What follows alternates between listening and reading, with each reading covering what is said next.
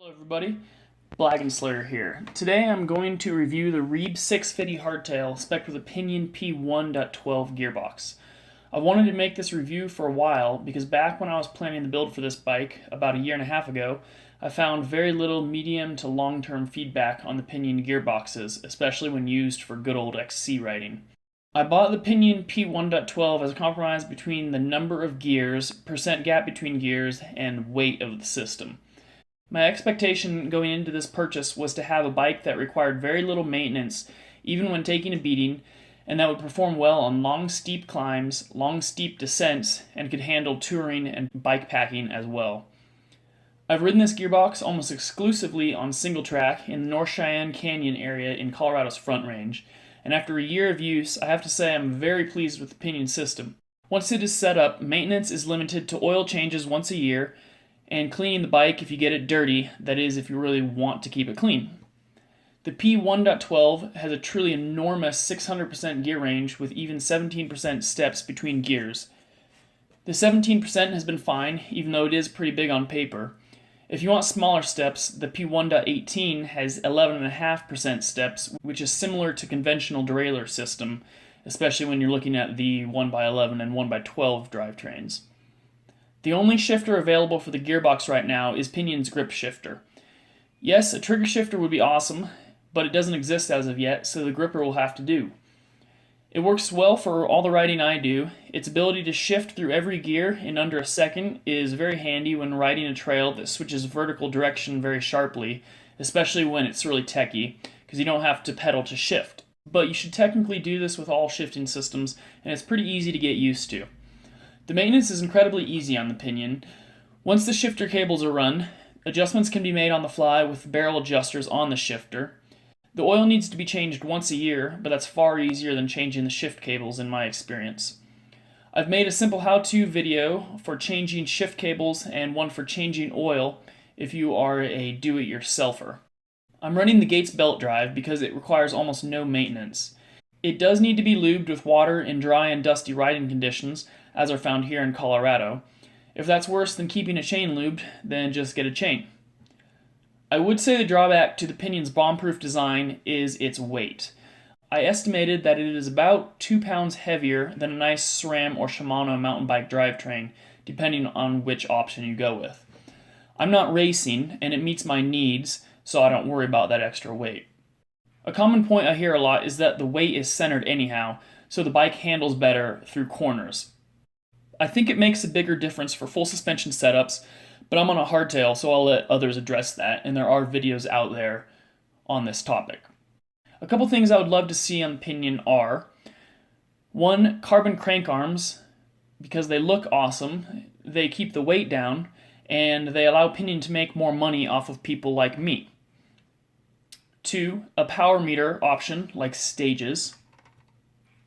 3, a rear fixed hub with boost spacing, although this may not matter as I believe a rear freewheel may be required even though the Pinion does have ratcheting pawls. 4, and finally, more carbon frame options to go with the Pinion gearbox. So on to the rest of the bike. I originally built the bike with a Suntour Radon 140mm travel fork because it was free from a friend at the shop where I used to work. I would look down at the fork when I was cornering or riding through a rocky little terrain section, and I could see the fork flexing and bending, so I decided to upgrade to a nicer fork. I went with the Pike 140mm travel fork, and boy is it stiffer. It corners smoothly and maintains a line without all the wobbling and flexing that the Radon had, and it handles rocky terrain and pretty much everything better.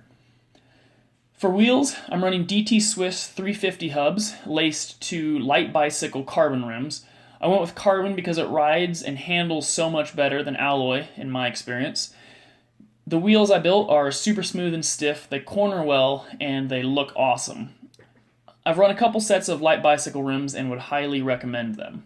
My dropper seat post is a Magura Viron wireless dropper, and it's pretty awesome. I don't have hydro cable routing options on the steel frame, so the no cables feature is pretty great for me.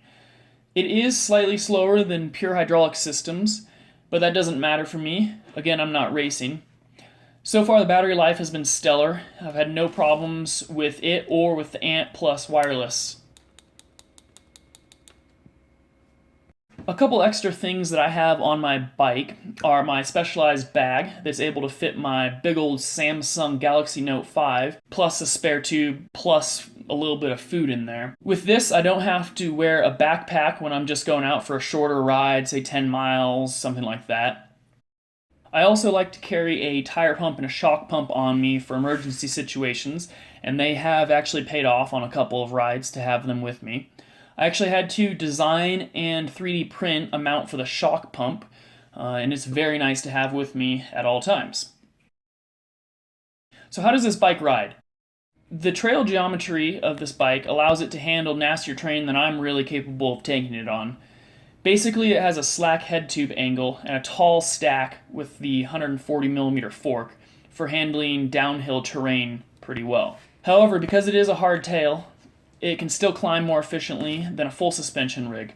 It corners like a beast, which I only started noticing when I switched the forks. I think keeping the drivetrain mass in the crank area instead of by the rear wheel certainly helps with the handling. So after a year of riding this baby, I have to say I am 100% impressed with the pinion technology and with the Reeb steel frame. I would buy the same bike if I had to. I have ridden carbon frames for mountain bikes in the past. They are stiffer, they are lighter, but I don't think it makes a huge difference if you're not trying to squeeze every bit of performance out of it. And that's why I also think that more carbon frame options need to be made to match with the Pinion drivetrain, and you're really going to see some cool bikes going forward. I hope the technology catches on and more options become available, possibly from other companies, finding a standard mount system, maybe the one that Pinion already has. I think once this happens, the price is going to drop across the board and gearboxes are going to be more affordable to the masses. So thanks for listening to me brag about my bike, because that's pretty much the reason I made this. If you liked this video or any of the other ones I've made, please subscribe and hit the like button. Have a great day and go buy yourself a Pinion.